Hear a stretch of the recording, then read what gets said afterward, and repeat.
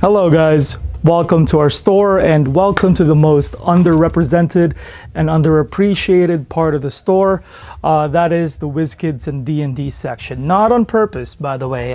Just the natural byproduct of what our store has become over the years. When we moved into this bigger location, or prior to that, we envisioned having tables in the store for gaming, but that quickly went away in favor of more real estate for the actual stock. With that being said, party games like D&D, which requires at least 3 people plus the dungeon master, so 4, will suffer just naturally. Again, not on purpose. But today we're going to be putting, we're going to be shedding a light onto them, and just to see how it goes. We're going to be applying various techniques on how to paint them, because at the end of the day, they're supposed to be painted almost monochromatic, just 1 or 2 colors, and we're going to be doing that as simply as possible. The goal is to try to paint a sort of mini scene where there's 3 to 4 characters of different classes facing off against a boss figure that would represent to be the end of a boss or a dungeon run, right? So that's the goal. So at least we're going to be painting 4 figures. Why did I do that? 4 figures today. And yeah, before we get started, I'd just like to briefly show off what we have, right? Just various Pathfinder kits. These are the model kit versions that WizKids released last year. And we, of course, have the ever popular WizKids versions of Critical Role figures. So if you watch Critical Role or have watched Critical Role, you'll love them. D&D figures are also pre-primed, and the priming job is actually excellent. WizKids pre-painted figures are terrible usually, but these figures, at least the priming jobs, have been excellent. And this goes for not just the big ones, but the small ones as well. They didn't miss a single spot, no cracking, nothing that would indicate that they primed this in a humid or frozen environment or something. No, they're excellent. And yeah, so I'm happy to report that we don't need to use these primers. Get out of here. Ooh. So yes, this is our trio: half-elf paladin, a changeling cleric, a human warlock. So 1 dedicated backline kinda, 1 frontline support, and 1 full-time support. Versus a storm giant. I think this group is kinda just screwed. Storm giant is rough for a mid-tier, mid-level kind of group. That's an AC 16, 230 health, if I'm not mistaken. Yeah, no. Guys, let me know what builds you would use for this trio to possibly beat a storm giant. By itself, by the way, by itself. And here he is, the big boy, the giant. And yeah, the workmanship, the quality, look at that, Lightening, it's excellent. This is on par, if not better, than some of Games Workshop's very best. And they're basically the bog standard, or the standard in which you compare all miniature lines in the modern day, whether you like it or not. So what we're going to be doing is we're going to be using the slap chop method. Perfect for miniatures like this, because at the end of the day we're going to be using contrast paints, but we're going to be using various techniques, not just slap chop. All right, I'll call them out when I use them. So the slap chop technique calls for the dry brushing and compounding of the effect of any gray, any white that you have. So this is Danger Cloak, but it could be anything, and Ionic, just the standard Ionic white. And yeah, just dry brushing it literally everywhere. That's it. That's the effect. And what this will do is it will highlight and emphasize the peaks and such, and the details of the figure. You'll see. So here's the gray. Applying it onto our palette / slab.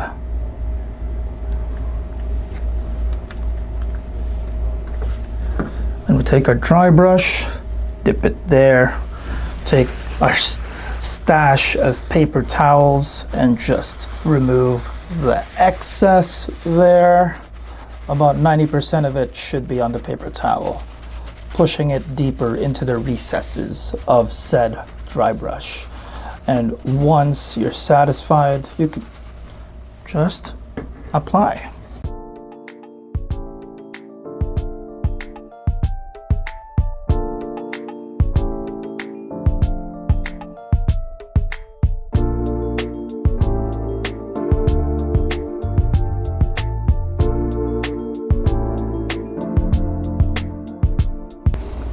You want to go a little heavier with the gray when it comes to the dry brushing.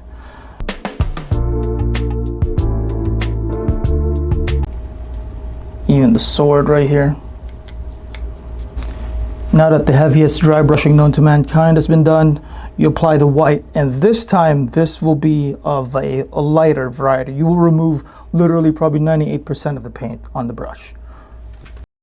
Because I've removed 99.9% of the paint here, I'm confident about going a little deeper with my dry brushing. Typically I just like the edge catch it, but I think I can go a little deeper with most of the paint removed. But yeah, if you're just you know, kind of paranoid about it, yeah, just do this. Just literally like light touch like that, barely touching at all. But I'm gonna go a little deeper. This will compound the effect. Go in a circular motion if you want to, up to you. Yeah. Oh yeah, now it's looking more highlighted, if that makes sense. The effect has been compounded. So we move on into picking whatever color that you want to paint this mini, but keep it thin. Use mediums instead of water as well to thin them down, to retain the color of the paint when you're thinning it. Water will not suffice for this job. Use mediums. Voice crack. So to paint this mini and the subsequent minis, we will be using the AK Quick Gen paint set. Some of the paints in here, this is the 36 set. This is available for what is essentially a second wave coming in around August. So keep an eye out for that second wave. And yeah, I really like these paints. So might as well use them. They're excellent. They're excellent. Probably the best contrast, quality wise, I would say. Not the best in terms of, actually no, they're probably one of the best too for selection. They're quite good. So for paints, we will be using their off-white, white shadow, and thinning it down with 2 parts of contrast medium from Citadel. I just want to see some sort of cross sort of brand collaboration here. And we will be applying that onto the cloth sections of the figure. So for this painting session, at least this part, we will be using AK Synthetic Flat Brush number 2. It's going to be excellent, has this tip right here. Here we go, let's get started. And just apply it thinly.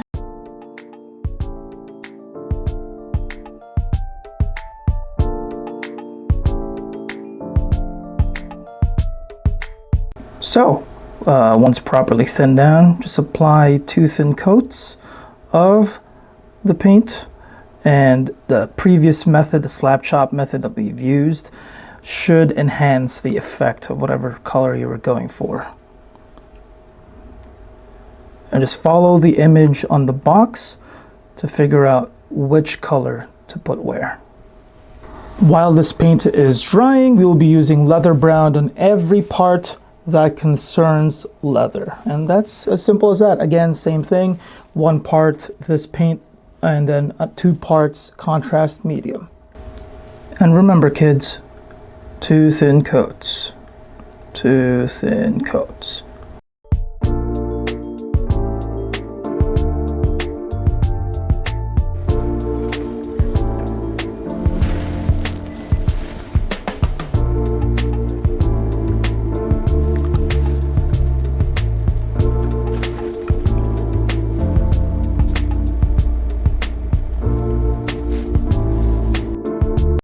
So now that the leather collars of this armor has been painted, same with the skirt and, you know, the apple bottom jeans, boots with the fur, right? That's been painted. We're gonna be mixing space gray with white shadow. So 1 part space gray, 1 part white shadow, and then 2 parts contrast medium. And we will be applying that onto the white parts on the cloth. And this will give some sort of compounding effect that's already been set up previously. With the effect applied, I think this is time to decide whether you go metallics first or skin first. Yeah, you can decide. I think I'm going to go metallics first because if it gets onto the skin that I've already done, I think it's a lot harder to correct. Then for the metallics part, I would just grab your generic silver and your generic gold, in which case this is the dark steel from the set and the gold. 2 parts contrast medium, 1 parts of these paints, and apply them wherever applicable. That's basically it. Obviously the steel for the big sword, and then the gold for the trimmings and the collar right here, and a bunch of other places like the rivets, for example, right there. You can go silver or gold for that, up to you. For the helmet, I may have a special paint that I'll use for that. I may not use the contrast or the quick gen paints for that one. So for the gold, I'll be using Army Painter's Monster Brush, a little bit more precise, just so I can precisely apply it onto the edges there.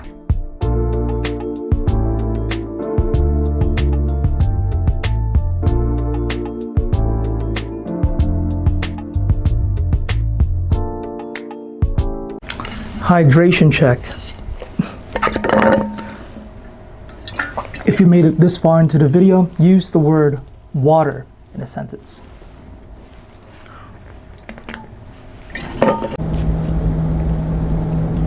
So for the helmet, I've decided I will still be using dark steel from Quick Gen on the helmet, but we will be using a slightly different effect afterwards. So yeah, just apply it. Applied too much. Uh-oh, that's a mistake. So there's a mistake there as I applied it a little too runny, but not to worry. We can clean it up. Just grab a damp paintbrush and just wipe off the excess.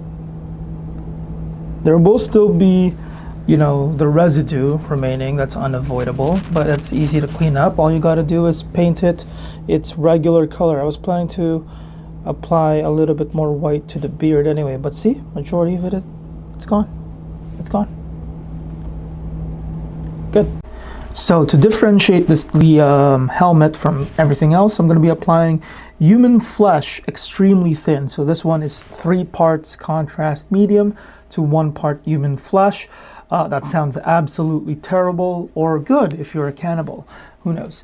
But yes, it's going to be applied extremely thinly to give it a reddish kind of metallic brown look that I kind of really like. Let's see.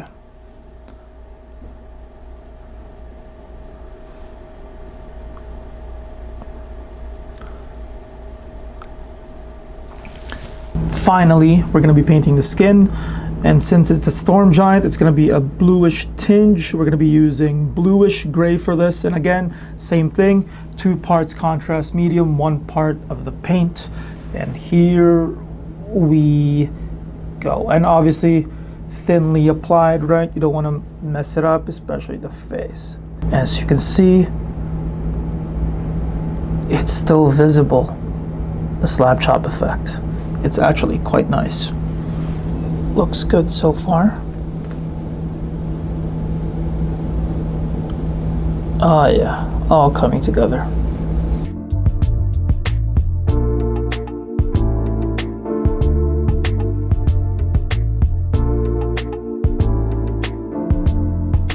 Yeah, look at him.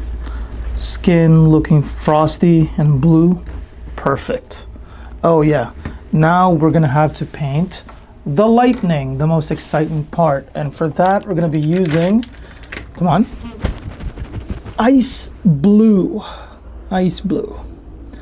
to give it that really stark bluish sort of lightning effect. And we're gonna apply it this thinly because this is a special plastic. It is a translucent, transparent plastic. So we're gonna have to apply this extremely thinly to give the lightning that sort of fluctuating power sort of look where it's stronger in other spots and weaker in others. We're going to be using for you, use any white. I'm going to be using Ionic white again. But this time I'm going to be thinning it down with 3 parts glaze medium because it's a normal paint, not a contrast, okay? And I will be applying that translucently over where the lightning is closest to the hands and then closest to the ground where it struck.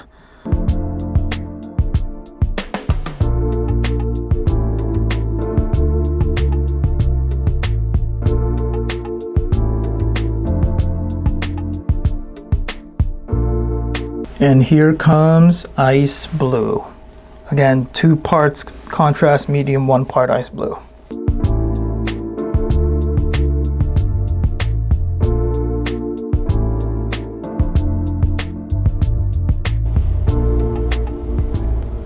Make sure to apply it to both sides of the sculpt to emphasize the effect.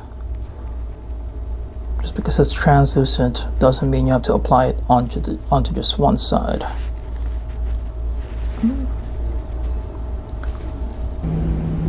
Oh my goodness. He looks so good. Yeah. Oh, he looks excellent. Excellent. He looks so good. And remember, this is like 99% contrast paint.